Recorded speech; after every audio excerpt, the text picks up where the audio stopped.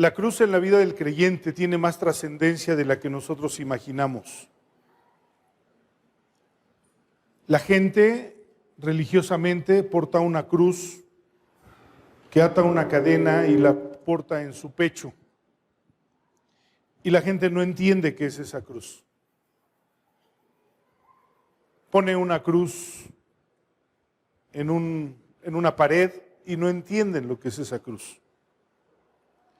Algunas personas incluso han discutido si la cruz tiene alguna gloria o no, si la cruz tiene alguna virtud.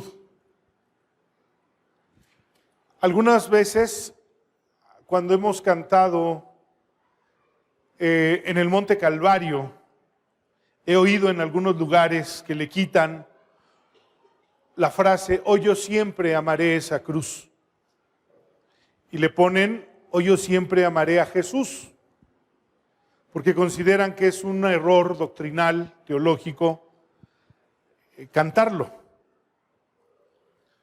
Algunas veces el canto de "La cruz solo me guiará", pues también lo han cambiado y le han puesto "La luz solo me guiará".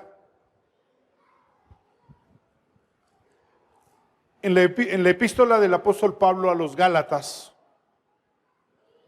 él dice en el capítulo 6, versículo 14, que la cruz es su gloria. Y dice, "Lejos esté de mí gloriarme en mí mismo, sino en la cruz de Cristo". La cruz tiene su significado y aunque no es un símbolo, no es una persona o no es parte de la divinidad, es un símbolo a través del cual el evangelio se relaciona con nosotros. Jesús dijo un día, "El que quiera seguir en pos de mí, niéguese a sí mismo, tome su cruz cada día". Quiere decir que el concepto de la cruz tenía que estar permanentemente en la mente del creyente por lo que representa la cruz. La cruz es un símbolo de vergüenza. No había muerte más humillante ni más cruel que la muerte en la cruz. Cuando la Biblia refiere a Jesucristo muriendo en la cruz, se dice que entonces murió como el peor de los criminales, porque la cruz estaba guardada para los criminales. No todas las personas que eran malhechoras morían en la cruz, pero los peores criminales iban a una cruz. Y Jesús, no habiendo cometido pecado, no habiendo pecado en él, dice que por nosotros se hizo pecado. Y habiéndose hecho pecado por nosotros, cargó todo el pecado de nosotros, todos nuestros pecados, y los llevó a la cruz, porque el pecado merecía la cruz. Pero también es importante decir que la cruz nos confronta. El evangelio sencillo, o más bien el evangelio fácil, que mucha gente quiere tomar, o la vida religiosa o la relación con Dios de manera fácil, que la gente quiere asumir, está confrontado por la cruz. Porque a veces pensamos que una relación con Dios es un simplemente creo. Eso no es fe. Creer es una parte de la fe. La fe es un concepto también en la Biblia. Y el hecho de decir que es pues la fe, la certeza y la convicción, eso no es la definición de la fe. Eso sirve para el contexto del pasaje en el que está escrito. Porque la fe es un concepto. Y entre las cosas que tiene la fe, implícitamente, directamente, está la cruz. La cruz. El que quiera seguir en pos de mí, niéguese a sí mismo, no viva para él. Tome su cruz cada día y sígame. Viva muriendo a usted. Eso es parte del concepto de la fe. Y la Biblia habla acerca de la cruz. Pero hay algo muy interesante en el Evangelio. No necesitamos ser muy sabios del conocimiento humano, ni tampoco podemos pensar que necesitamos mucha preparación académica para descubrir las verdades de la vida, cómo vivir.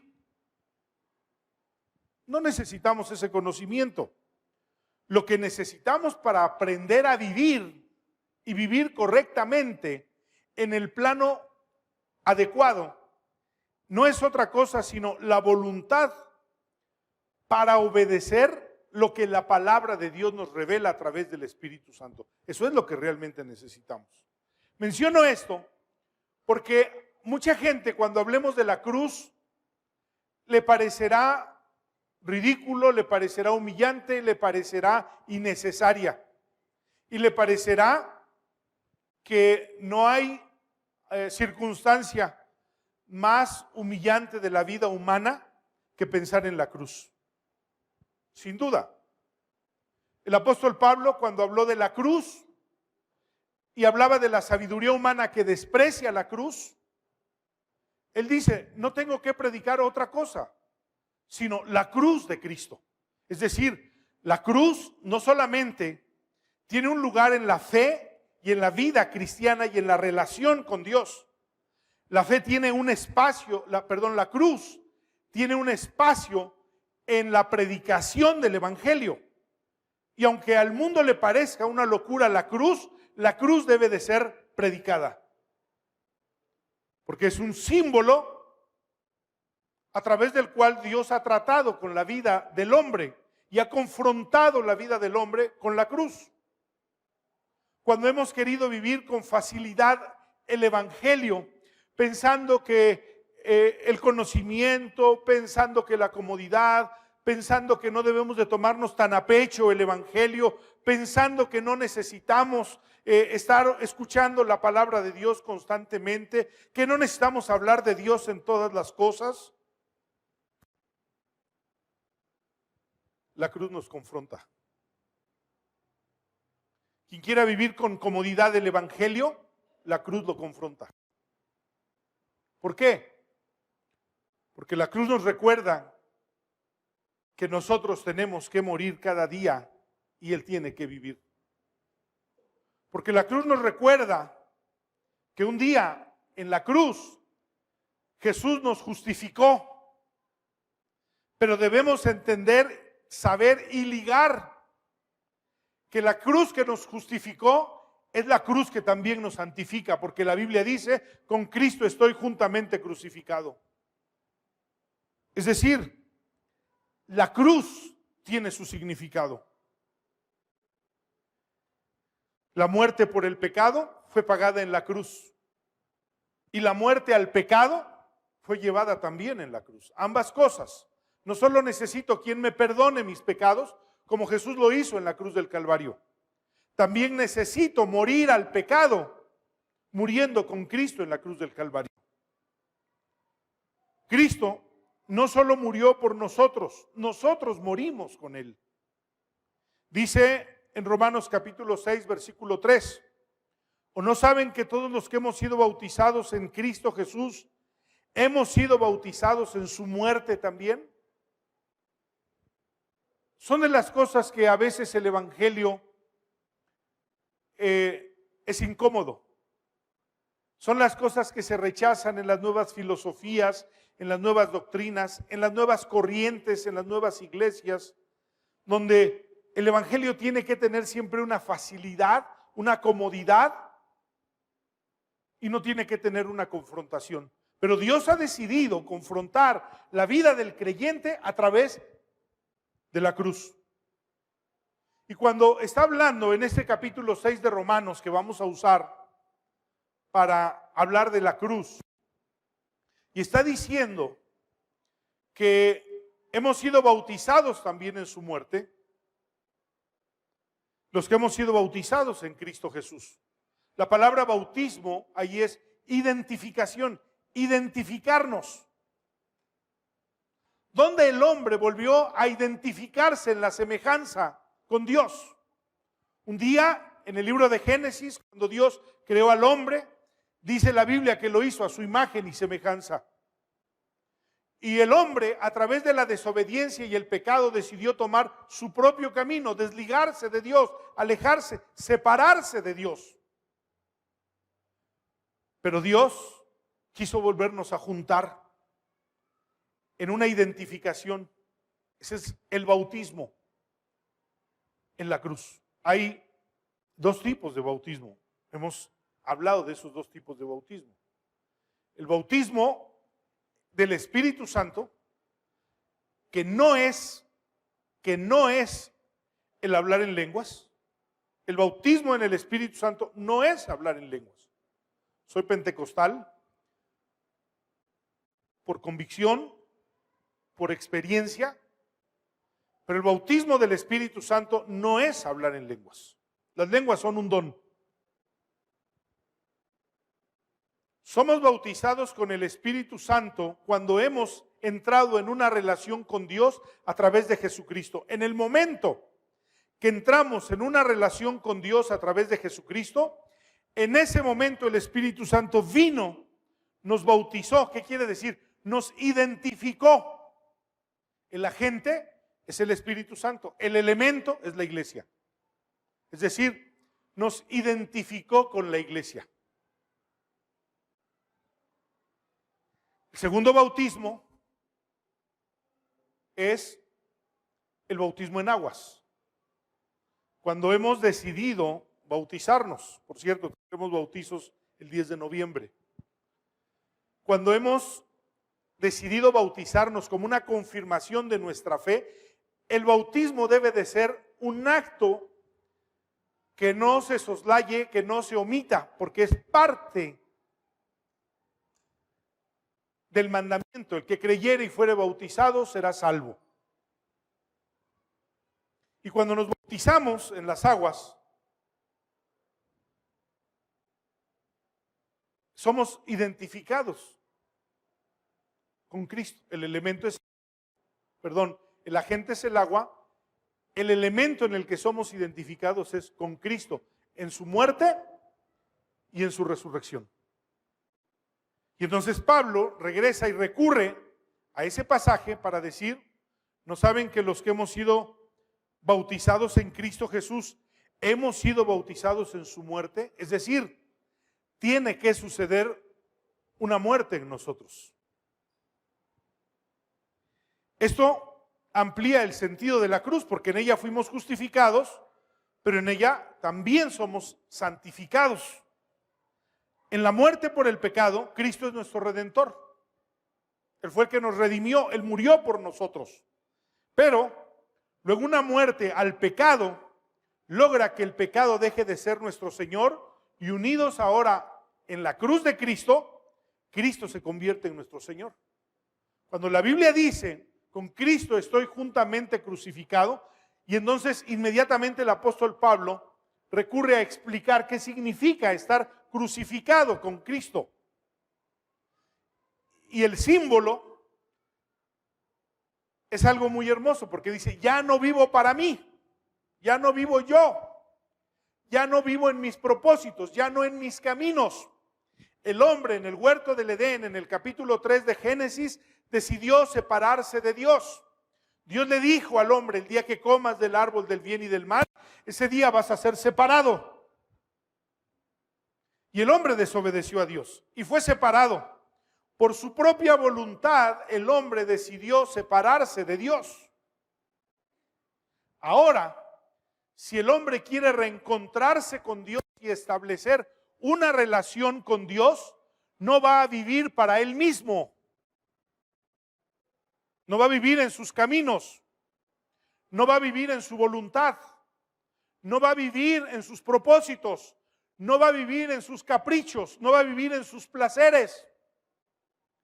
Ahora entiende que aquella decisión de Adán ya no tiene que ser su decisión, porque la decisión que un día tomó Adán cuando decidió separarse de Dios es la decisión que todos los hombres han tomado para vivir separados de Dios, no obedecer a Dios y no caminar en la voluntad de Dios.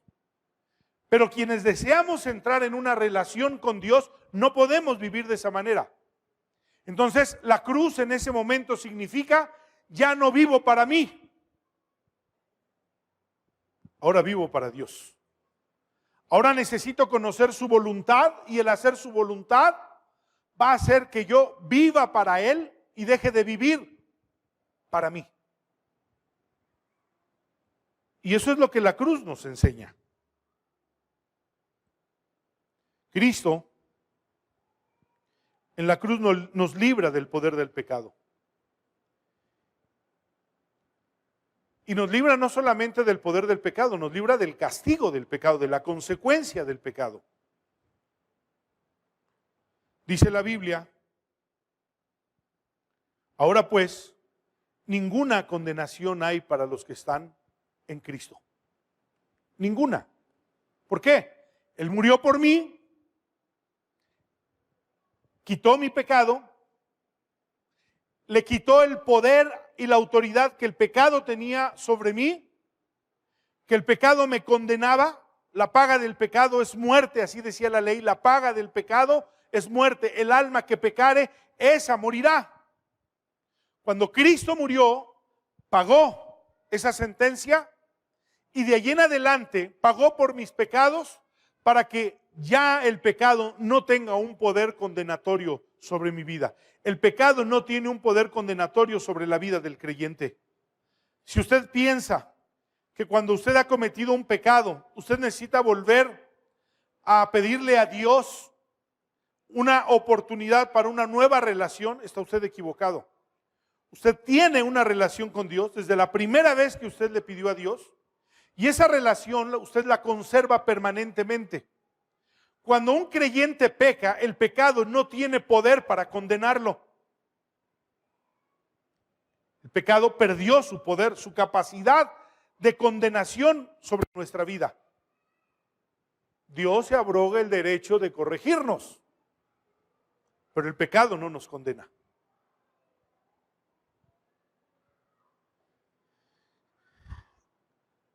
Y dice Romanos 6:7, cuando morimos con Cristo, fuimos liberados del poder del pecado.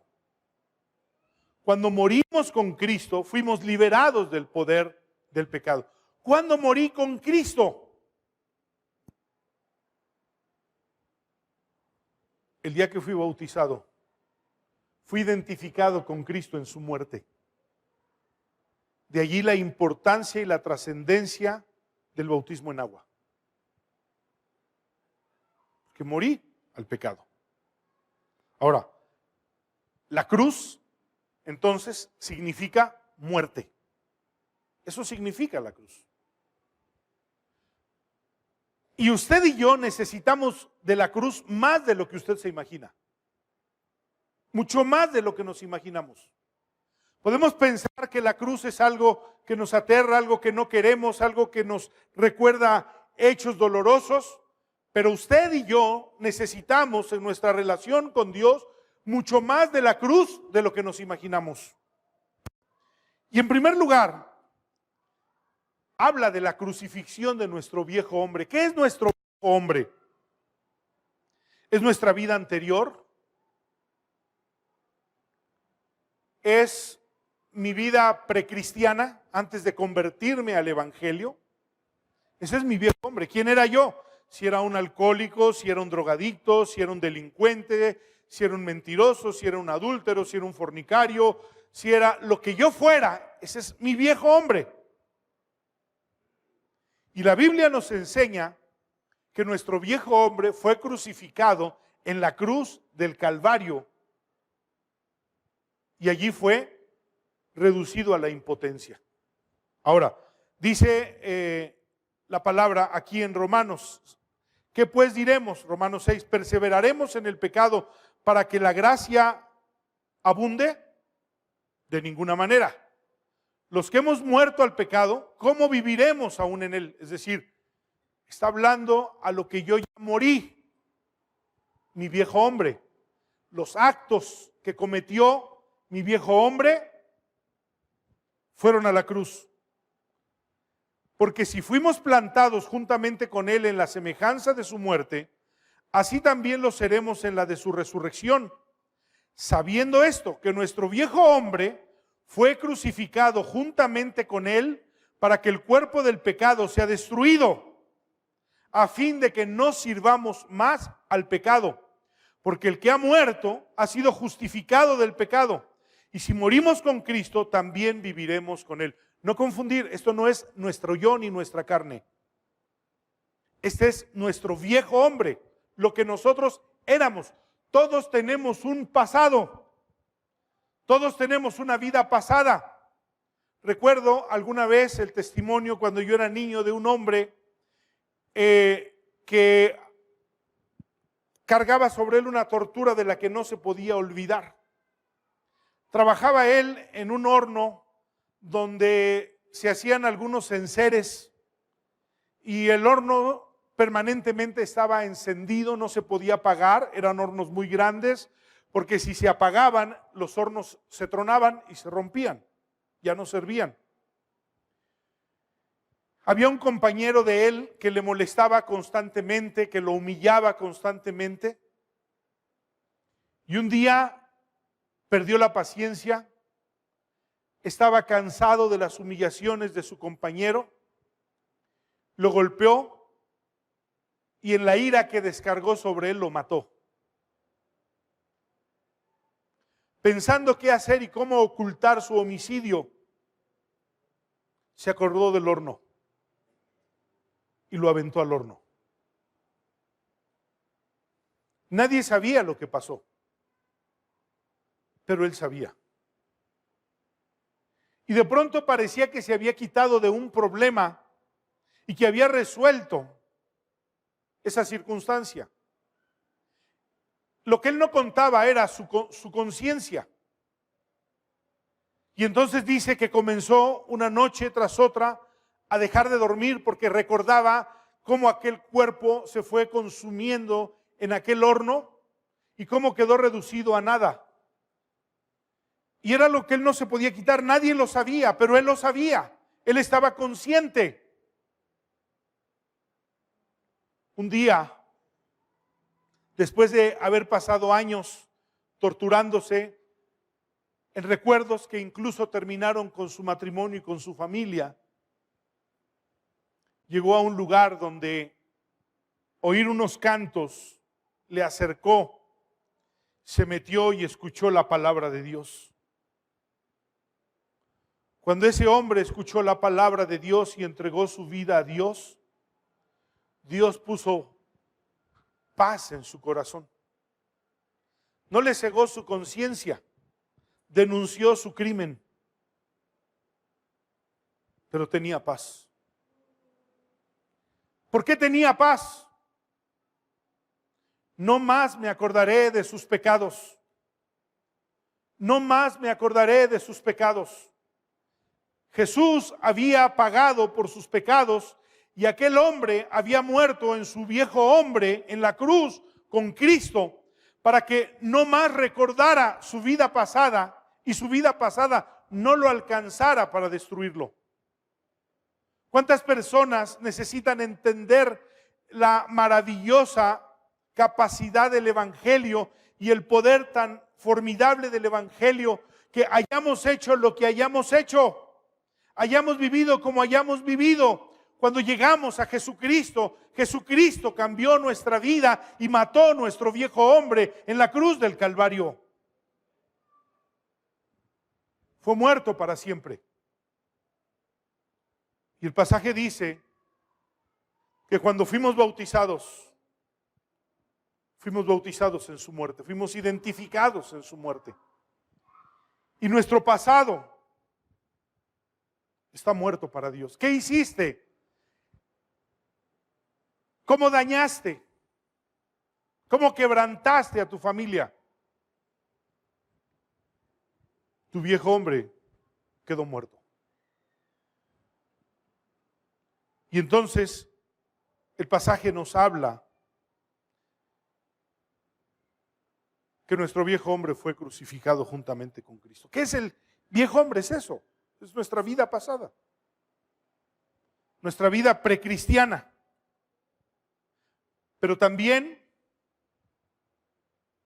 esto nos hace recordar que tenemos dos personalidades. todo creyente, todo nacido de nuevo tiene dos personalidades. Tiene la naturaleza del pecado, que tiene una relación con ese viejo hombre, y tiene la vida de Cristo. Una es de Adán, el primer hombre, y otra es de Cristo, el segundo hombre, nuestra primera raíz y nuestra segunda raíz. Por haber nacido humanamente entre los humanos, tenemos una raíz natural. Esa es la naturaleza de nuestro pecado. Esa es la raíz del pecado. Pero en la regeneración hemos nacido de nuevo a una nueva vida. Los que le recibieron y creen en su nombre fueron hechos hijos de Dios. No te maravilles que te dije, es necesario nacer otra vez. Hemos hablado de lo que era la regeneración, que es el nuevo nacimiento. La regeneración no es la santificación, son cosas diferentes. La regeneración es el nuevo nacimiento.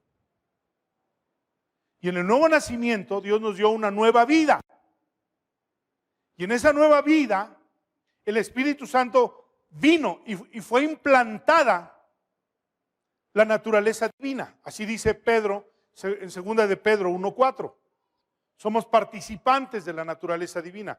Santiago habla de la palabra implantada que puede salvar nuestras vidas, que puede transformar nuestras vidas. La palabra implantada, que es la naturaleza de Dios. Y entonces todos tenemos dos naturalezas.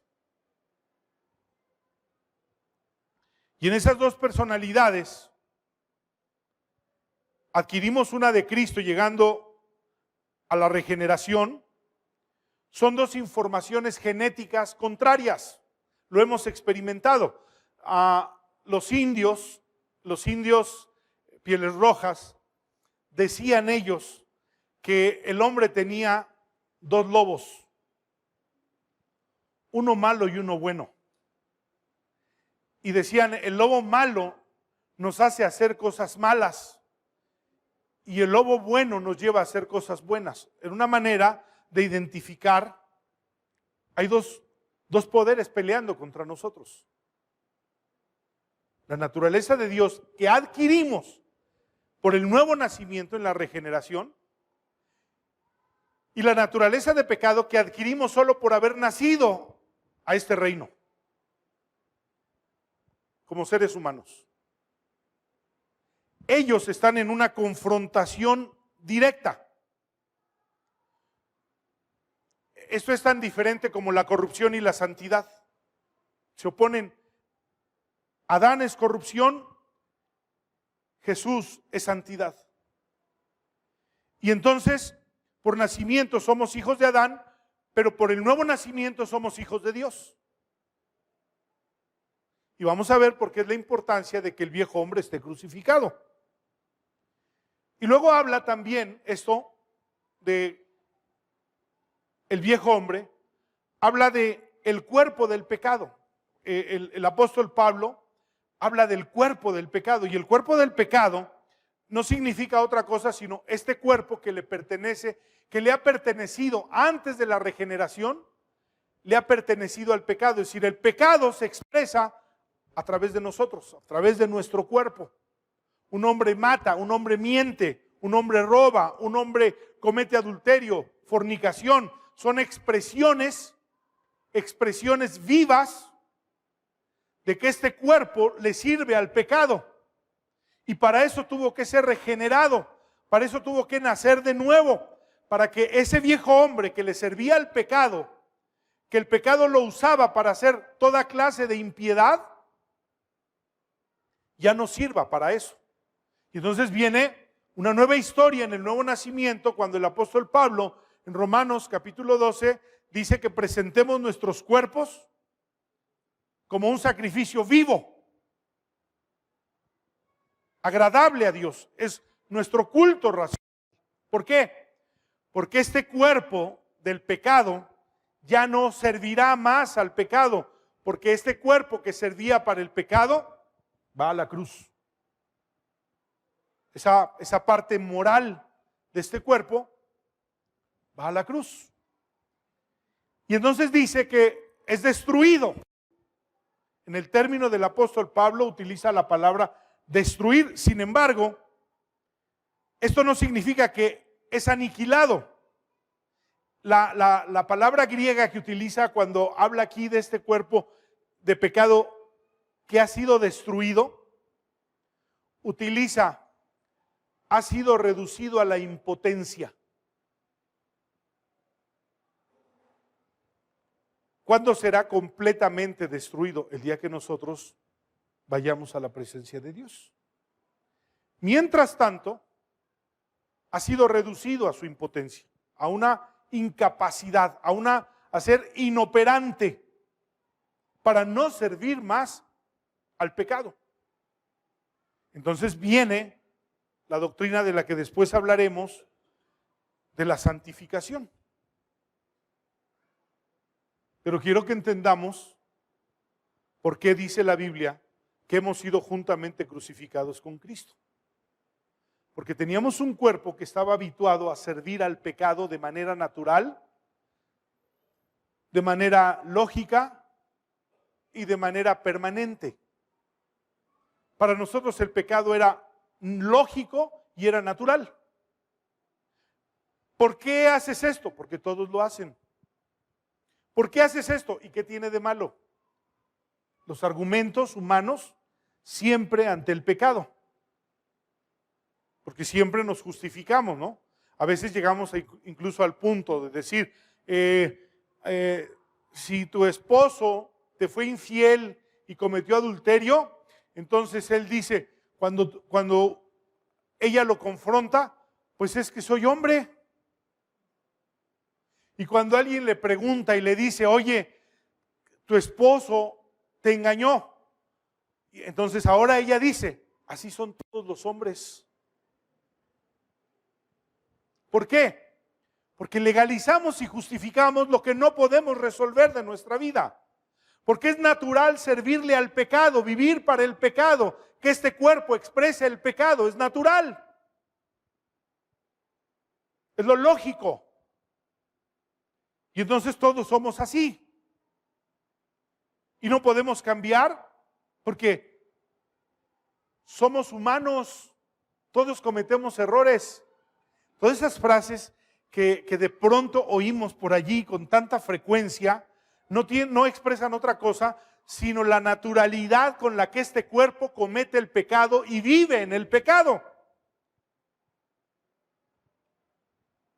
Pero Pablo dice, no, nuestro viejo hombre ha sido crucificado.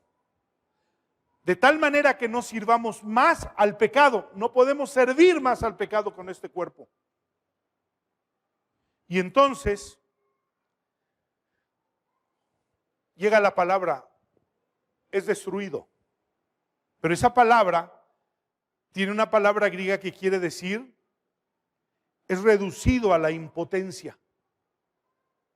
Es decir, ya no puede, aquí está el cuerpo, pero ya no puede pecar.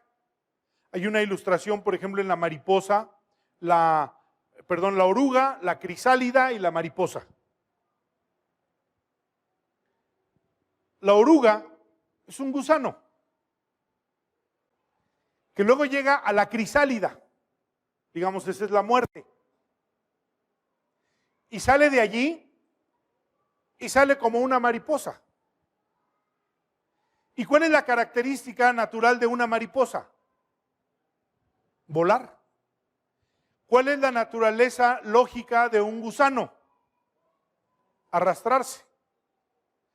Si esa mariposa, al salir de la crisálida, quiere arrastrarse, cualquiera le va a decir, no, tú ya no eres un gusano. Tú ya eres una mariposa, ahora vuela. ¿Por qué? Un día pasaste por la crisálida y ahí moriste como gusano. Y naciste como mariposa. Moriste como gusano, naciste como mariposa. Bueno, la palabra de Dios nos está diciendo exactamente eso. Este cuerpo ya no sirve al pecado. Pasó por la cruz y en la cruz fue reducido a su impotencia. ahora para servir a Dios, para expresar la justicia de Dios, que eso es lo que ahora le corresponde a este cuerpo. Y entonces entendemos por qué la Biblia dice que este cuerpo, este viejo hombre, fue crucificado, fue puesto en la cruz para hacerlo impotente, inoperante respecto al pecado, porque ahora tiene una vida nueva y en esa vida nueva tiene un propósito nuevo. Pero muchos creyentes llegamos a ser como las mariposas. Nos acordamos de lo que éramos y queremos seguir arrastrándonos como gusanos. Pero no nos acordamos que ya no somos gusanos. Ahora somos una mariposa. Lo voy a explicar de otra manera también. Cuando en un matrimonio el hombre muere, mientras estaban casados, la mujer estaba pensando en el marido a qué horas va a llegar del trabajo, para bien o para mal, pero estaba pensando en el marido. No todo es para bien, pero no todo es para mal. ¿A qué horas llega? Peleaban, discutían, tenían diferencias, tenían momentos muy bonitos, muy agradables, disfrutaban. Ella hacía de comer para él, esperaba que él llegara y cuando él llegaba entonces le servía la comida. Si ella atendía, porque así era la decisión, a la casa y le hacía de comer y le planchaba las camisas y le lavaba la ropa, todo eso era su tarea como esposa. Pero un día el esposo se murió. Esto trajo cambios dramáticos a la conducta de ella. Si ella siguiera planchándole las camisas, lavándoselas, haciéndole de comer, esperándolo, diríamos, ella está desubicada. Ella ya no es, sigue siendo una mujer, pero ya no es esposa. Su papel de esposa se murió cuando él se murió. Cuando él se murió, su papel, uno de los problemas que tenemos en la vida es esa parte que ahora le llaman el nido vacío. Ya sea por la muerte o ya sea porque los hijos se van y los padres se quedan solos y luego a él además lo jubilan. ¿Y qué voy a hacer ahora? Y viene una depresión porque no saben qué hacer. Pero ya cambió esto. Si él murió, ella ya no puede seguir atendiendo al marido. Hace muchos años salió un reportaje de una mujer, esos castillos que hacen en los cementerios, que literalmente les hacen una casa a los muertos. Murió mi papá, murió mi mamá, nunca he ido a ver la tumba. Creo en aquello que dice, no está aquí, ha resucitado. No está aquí, ha resucitado. Pero la gente está habituada a esa parte y entonces le hizo toda una casa a su hija y cuando ella cumpliría 15 años, le hizo una fiesta y llevó chambelanes y le puso música y le hizo un pastel. Es decir, ella estaba desubicada. Porque el creyente no sirve al pecado. Ya fue puesto en la cruz su cuerpo. Este cuerpo de pecado. Ya no sirve para eso. Ya fue crucificado y fue reducido a la impotencia, a la incapacidad. Y entonces ya no debe de ser instrumento del pecado. La muerte corta esos lazos, nos separa y la cruz cortó los lazos del pecado y nos separó del pecado para no servir al pecado. Ahora somos miembros vivos del cuerpo de Cristo. Y ahora nuestra vida y nuestra expresión es en el cuerpo de Cristo, que es la iglesia, aquí. Ahora sirvo a Dios y pertenezco al cuerpo de Cristo. El apóstol Pablo en Romanos 13 dice, 13 y 14, andemos como de día, honestamente, no en glotonerías y borracheras, no en lujurias y lascivias, no en contiendas y en envidia, sino vístanse del Señor Jesucristo y no provean para los deseos de la carne. Ahora, todo lo que el hombre anterior haya hecho en nosotros, para Dios ya está muerto. Todo lo que usted haya sido, ya está muerto. Por eso dice, no más me acordaré de sus pecados. Ya está muerto. Cristo lo mató en la cruz y el pecado ya no tiene un poder condenatorio sobre mí. Cristo le quitó su poder también en la cruz. Aniquiló el poder del pecado contra mí y mató mi vida anterior. Y entonces en la suma del capítulo 6 de Romanos dice, cuando Cristo resucitó de los muertos, así hemos de andar en novedad de vida. Por tanto, no sirvamos al pecado, que el pecado no reine en su cuerpo mortal. El pecado no tendrá dominio sobre ustedes, habiendo sido hechos libres del pecado. Son frases del capítulo 6 de Romanos, que necesitamos entenderlas para creerlas y para asumir el nuevo rol que tenemos en la vida, una vez que Dios ha puesto en la cruz a nuestro viejo hombre. Pero no solamente a nuestro viejo hombre, también crucificó nuestra carne. Aquí hay algo interesante. A diferencia del viejo hombre, la carne tiene una expresión diferente, que en su momento, antes de conocer el Evangelio, parecían una sola cosa.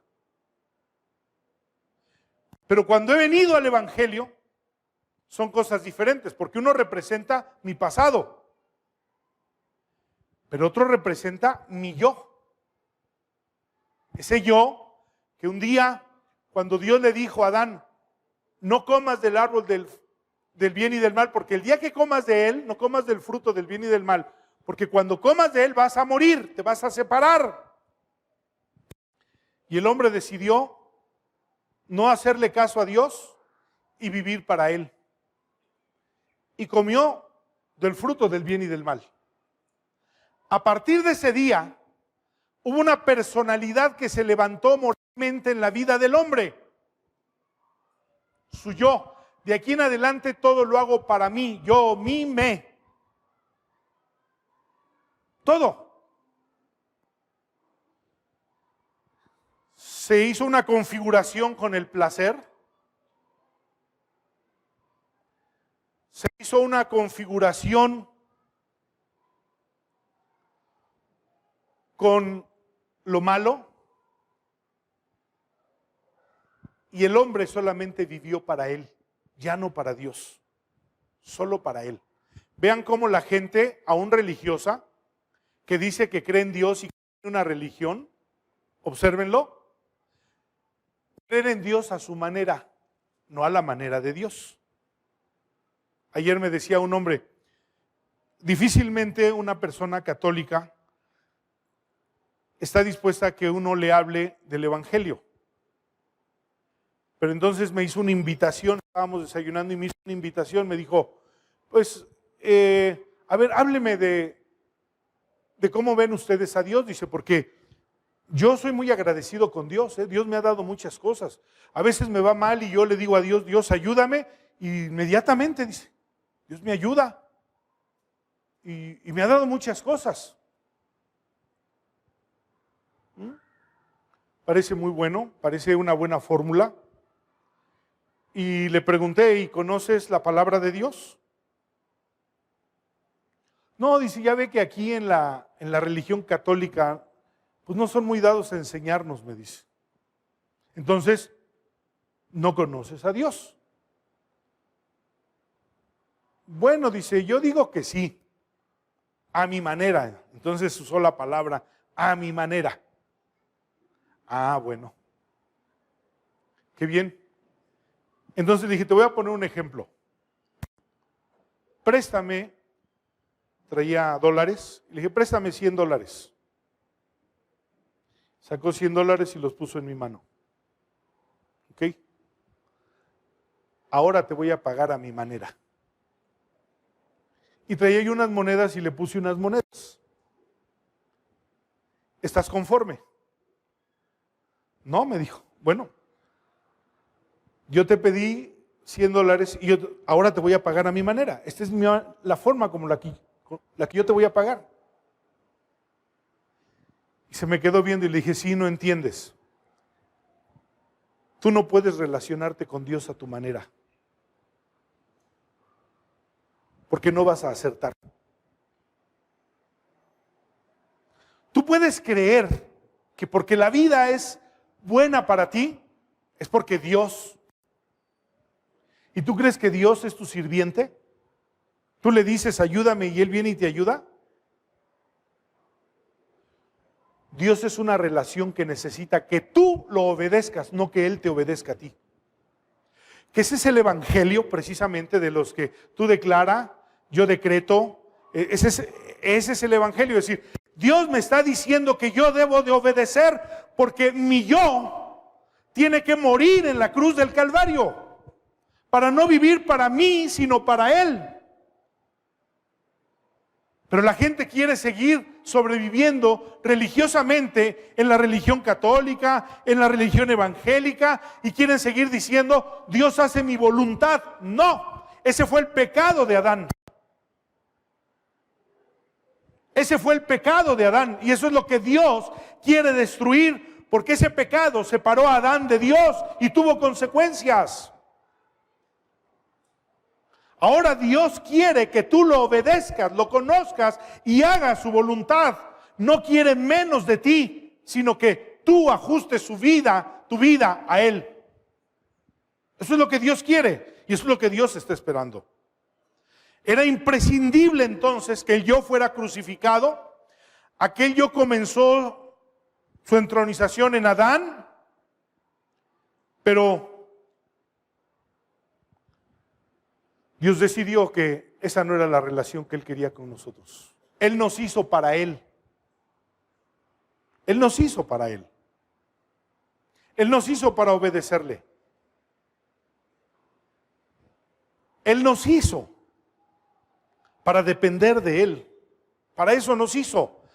El hombre no ha encontrado desde entonces, pronto aparecieron los brotes de esa rebelión, las consecuencias, el desastre, la destrucción, el deterioro.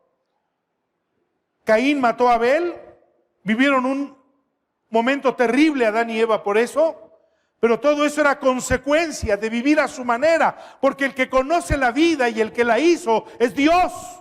En Juan capítulo 1 dice, en Él estaba la vida y la vida era la luz de los hombres. Nadie puede conocer la vida si no es a través de la luz de Jesucristo. Ahora, hay algo que es muy importante en el Evangelio. El Evangelio no es emoción. El Evangelio no es sentimiento. El Evangelio es voluntad. Decisión. ¿Por qué voluntad? Bueno, el hombre perdió su dominio propio en el huerto del Edén. Pero dice la Biblia, si andas conforme al Espíritu, si caminas obedeciendo al Espíritu, el fruto del Espíritu es dominio propio. Me regresa lo que yo perdí en el huerto del Edén. Lo que yo no tengo, es que no tengo voluntad. Miren, esos aparatitos que venden en la televisión, ¿no? Son muy buenos y muestran gente y muy esbelta, ¿no? Ya quisiéramos regresar a hace como 50 kilos, ya quisiéramos regresar. El problema es que con esos aparatos no nos venden la voluntad. Y ahí está el aparato. Y son buenos percheros, buenos estorbos, buenas zapateras. Es decir, usted lo compró pensando que se iba a poner como en la televisión, pero no le vendieron la voluntad. Por eso atrás de esos aparatos nos vendieron el hongo michoacano, porque el hongo michoacano no tiene más que agarrarlo y tragárselo. Y le ayuda para el cáncer, para el SIDA, para la leucemia, bueno, el hongo michoacano era hasta que descubrieron que esto era una mentira. Pero ¿por qué nos encantaba? ¿Por qué fue tan productivo el hongo michoacano para los que lo inventaron? Porque usted no necesitaba voluntad. No se iba a tener que levantar todos los días a hacer ejercicio. No. Solo se lo iba a tomar y se iba a poner así.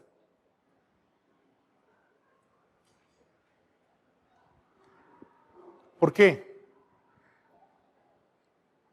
Porque mi yo no tiene voluntad propia, pero es conducido a un área de deterioro muy identificada. El placer. Hoy si no sentimos placer, la vida no vale.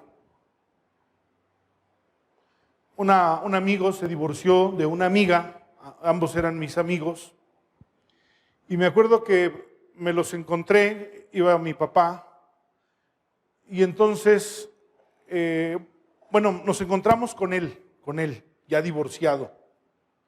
Y mi papá le dijo, ¿cuándo vas a regresar con tu esposa?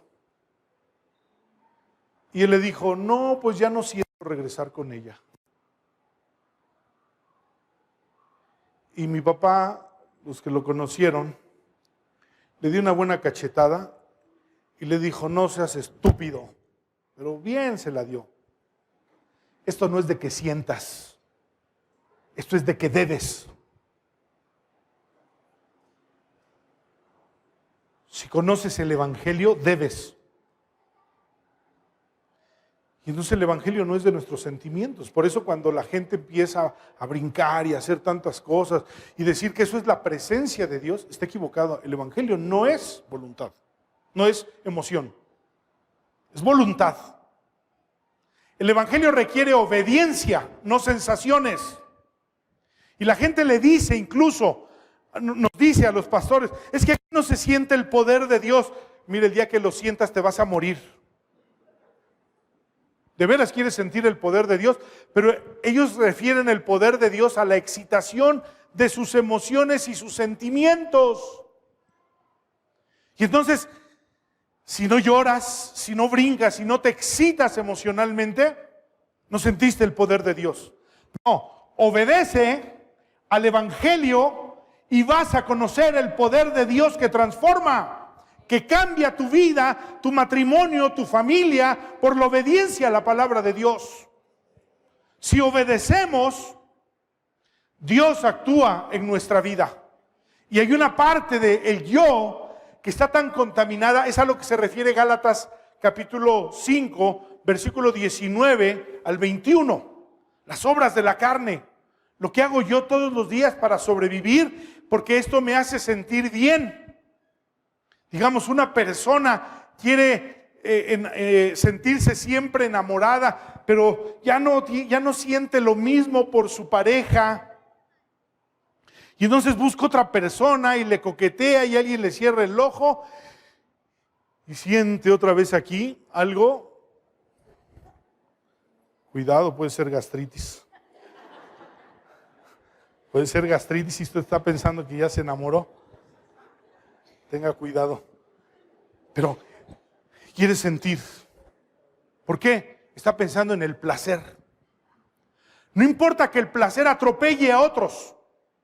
Y entonces hay una palabra que se utiliza para la carne, concupiscencias.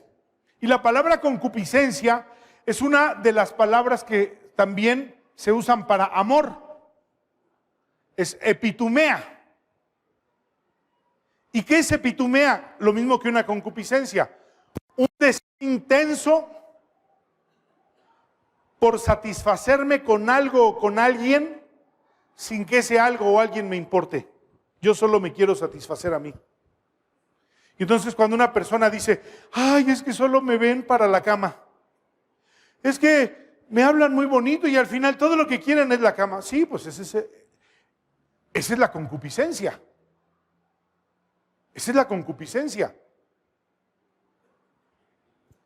¿Por qué? Está conectada con mi yo. Yo quiero satisfacerme, yo soy el importante. Y entonces la palabra epitumea es una palabra que va ligada y directamente, estrechamente, está encarnada en mi yo. Yo no puedo subsistir sin ella. Todo lo que yo quiero es sentirme bien. Ahora, obsérvenlo en los niños chiquitos. Un niño chiquito pasa por donde venden un dulce y mamá, quiero esto. No, quiero esto. No, y empieza a patalear. Y ahora hasta le da de patadas a la mamá. Y la mamá entonces, no entendiendo, ay, está bien, ya, pero ya, ya no te compro otra cosa.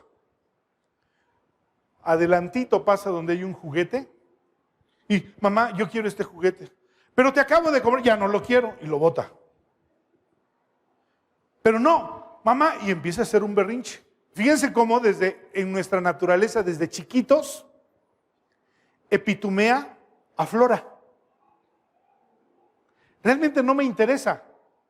Me interesa que me sienta que yo lo tengo, que es mío, que es mi propiedad, que me lo compraron, que yo mando. Y lo elevo al nivel de necesidad. ¿Qué hizo Cristo en la cruz del Calvario para eso? Crucificó mi yo, mi carne.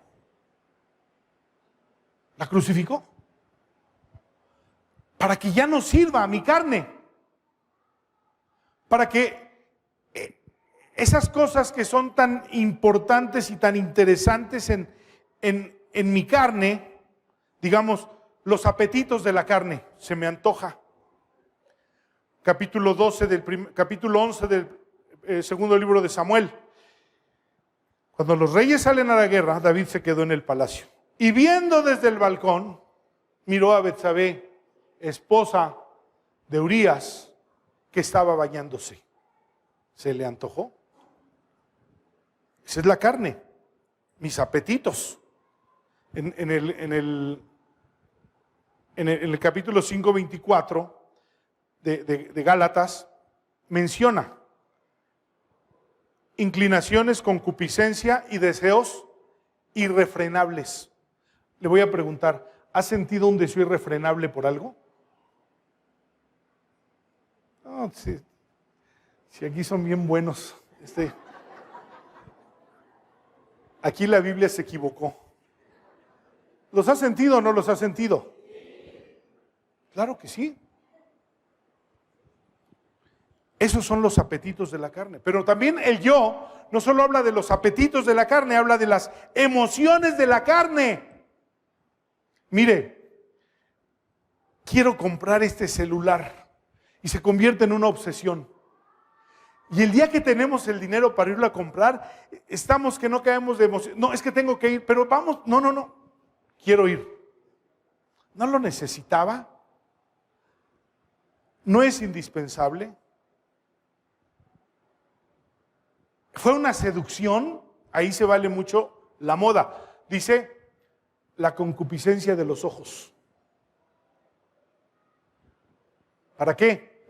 Para mover mis emociones.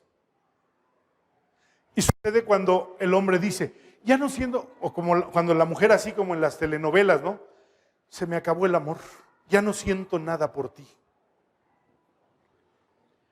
Realmente lo que está diciendo es que ya siente algo por alguien.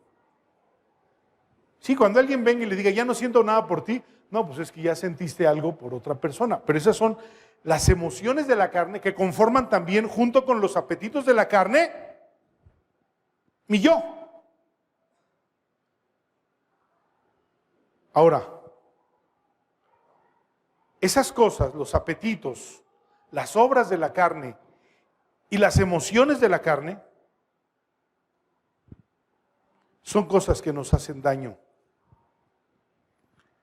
y que Cristo llevó a la cruz. ¿Para qué? Que ya no seamos engañados. Cuando Santiago describe lo que es la tentación, está describiendo lo que la tentación hace con mi yo. Y entonces dice, cada uno es seducido cuando de su propia concupiscencia, cada uno es engañado, cuando de su propia concupiscencia, o sea, de sus propios deseos, con motivaciones personales, es seducido y atraído. Usa la palabra atraído, es una palabra muy interesante en el texto griego. Utiliza esto como diciendo, somos sacados de una zona de seguridad. Estoy en una zona de seguridad y no pasa nada, aquí estoy bien. Pero mi carne es seducida por las emociones y los apetitos. Y entonces me seduce y me saca de mi zona de seguridad. Y cuando me saca de mi zona de seguridad, me destruye. Se dará cuenta, el diablo no puede hacernos daño. A menos que Dios lo decida.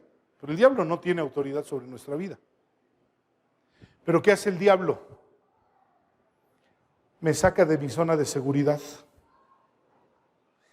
Y entonces dice, el diablo anda como león rugiente buscando a quien devorar. No me puede devorar, pero si me saca de mi zona de seguridad, capítulo 5 de Primera de Corintios, aquel hombre que tenía relaciones con su madrastra. El tal se ha entregado a Satanás para destrucción de su carne, pero preservación de su alma. Si él no corregía, estaba fuera de su zona de seguridad.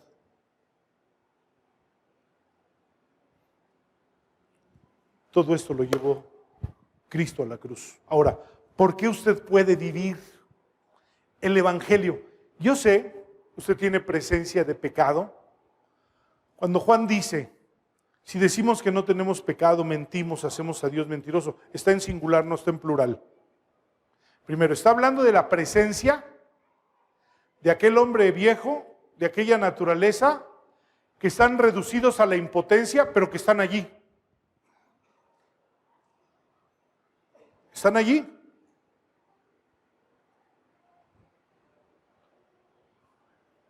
Está la naturaleza de pecado, a eso se refiere, pecado. Si decimos que no tenemos pecado, si sí lo tenemos, hasta el día que nos vayamos. Pecado, la simiente, no pecados. Pecado, simiente. Ahora, si alguno cometiere pecados, ya es diferente, ya es el plural. Abogado tenemos para con el Padre a Jesucristo el justo. Pero Juan capítulo 3 dice, si practicamos el pecado, no conocemos a Dios. El que practica el pecado es hijo del diablo, dice Juan. Es decir, el que vive en el pecado y el que lo practica, dice, es hijo del diablo. Porque un creyente no debe de tener el pecado como una práctica. El pecado en el creyente es un accidente, pero no es una estancia de práctica. El salmista David dijo, el que confiesa su pecado y se arrepiente, alcanza misericordia, pero el que no, será condenado, dice. Dios ha hecho mucho por nosotros. Nosotros tenemos que entender lo que Cristo hizo en la cruz del Calvario. La cruz es una constante en mi vida. ¿Cómo me acuerdo de la cruz en mi vida cotidiana? Yo esto ya no lo puedo hacer porque esto ya estoy muerto. Y el día que el pecado me sorprende, esto es como cuando un policía encuentra a un delincuente que se escapó de la cárcel y lo vuelve a encontrar y le dice, hey, te regresas a la cárcel. De pronto el pecado nos asaltó, vayamos a la cruz. Porque ese es tu lugar. Dios, a través de Jesucristo, hizo una obra maravillosa a favor mía en la cruz del Calvario. Pero la cruz sigue siendo para mí, la cruz sigue siendo para mí un lugar de mi conciencia donde sé que está mi viejo hombre, mi yo y el mundo. Yo para esto ya no existo. soy una nueva criatura. Las cosas viejas pasaron. He aquí, todas son hechas nuevas. Pongámonos de pie.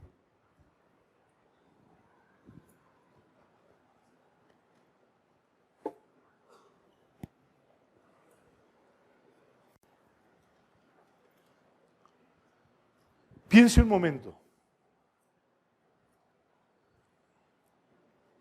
¿Por qué Dios quiso que su viejo hombre estuviera crucificado junto con Cristo? ¿Por qué Dios quiso crucificar su yo? ¿Y por qué Dios quiso crucificar al mundo?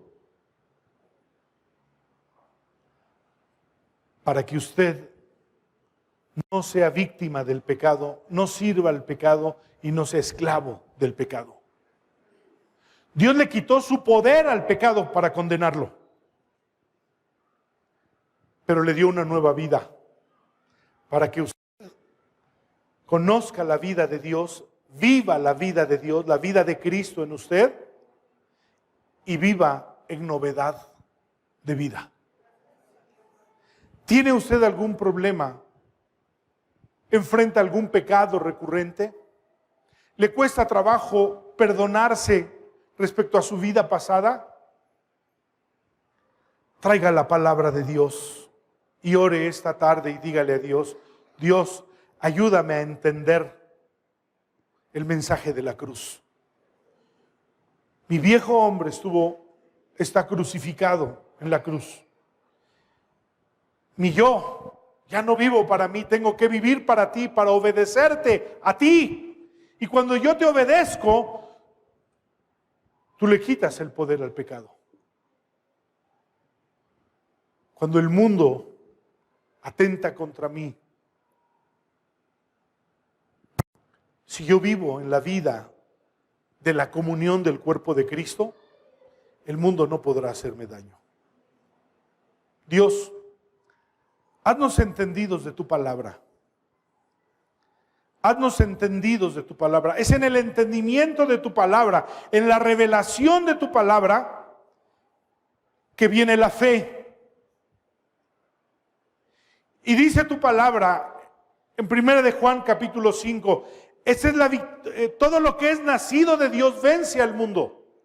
Todo lo que es nacido de Dios vence al mundo. Y esta es la victoria que vence al mundo, nuestra fe.